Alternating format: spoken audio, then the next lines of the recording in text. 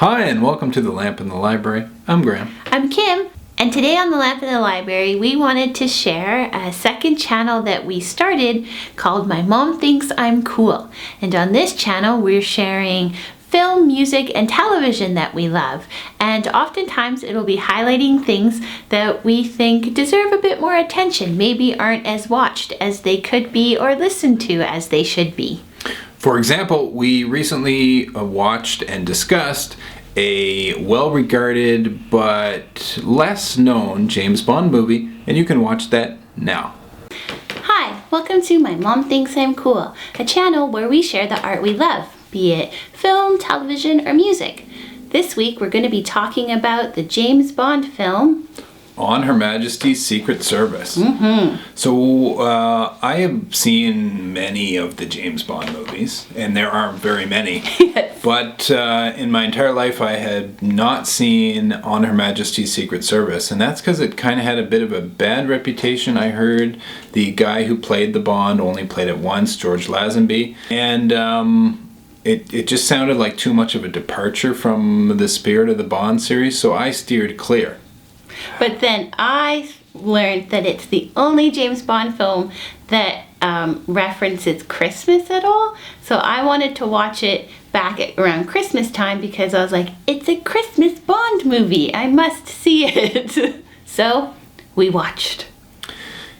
And what did we think?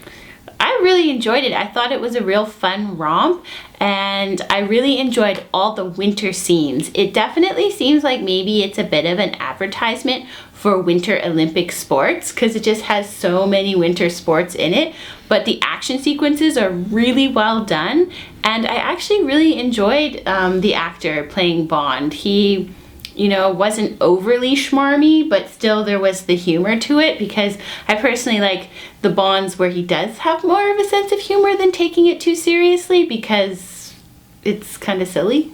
So up until that point, this series exclusively had Sean Connery. Now, Sean Connery, he got tired of playing the role, so they got this new guy, George Lazenby, for this 1969 movie. And he was only in it one time. Apparently, he did not get along with the cast and crew and the director. And he was convinced that, 1969 is the height of the counterculture movement and hippiedom, etc. And he didn't want to be associated with such a square hero like James Bond, so he bailed. And everyone was like, well, good riddance, we didn't really like you anyway. That's why he's only in one movie, apparently. But I thought this was an excellent movie, and actually James Bond superfans do believe that this is one of the best James Bond movies, if not the best. Yeah. And it's interesting, and I thought it was really good. It did everything that a James Bond movie does really well, but they seem to be upping their game, and I looked into this a little bit. Now, someone said to John Barry that his score was a notch above what it usually is for these kinds of movies. And he said, yeah, that is totally by design.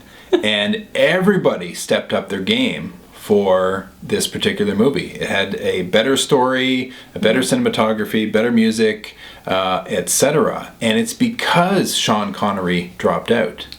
And they knew that they couldn't just market the movie based on the star power of Sean Connery, so everybody had to bring their A game to the movie.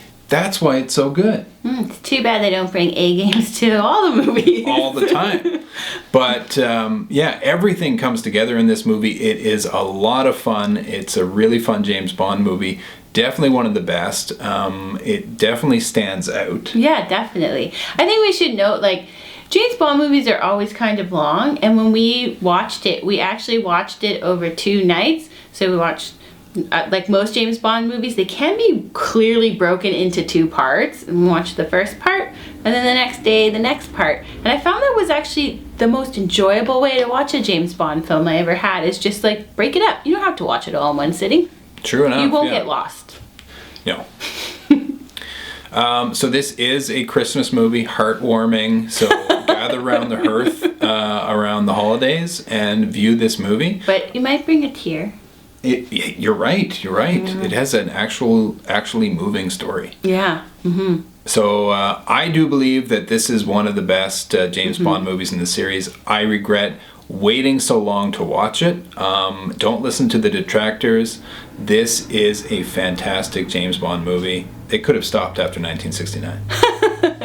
If you like this video, please give it a thumbs up, subscribe down below, and hit the bell so you always know when we have a new episode.